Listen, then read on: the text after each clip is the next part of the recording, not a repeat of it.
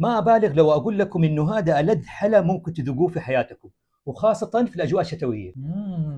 موية، خميرة، سكر، ونخلط لين تذوب الخميرة، حليب، بيضة، زبادي، ونخلط دقيق بر، دقيق أبيض، بيكنج باودر وملح، ونخلط لين تتشكل عجينة بهذا القوام. نغطيها ونخليها تتخمر ساعة لين يتضاعف حجمها.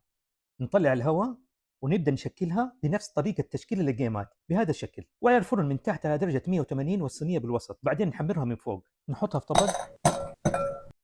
آخر شيء على النار نسيح الزبدة، نضيف العسل ونقلب ونخليها دقيقة على نار هادية. نصبها على حبات المكشوش ونقلبهم تمام عشان تتغلف كلها بالزبدة والعسل. وجهزت يا سيدي ميني خبزة هشة مليانة عسل وزبدة، شيء أكثر من رائع. نقول بسم الله.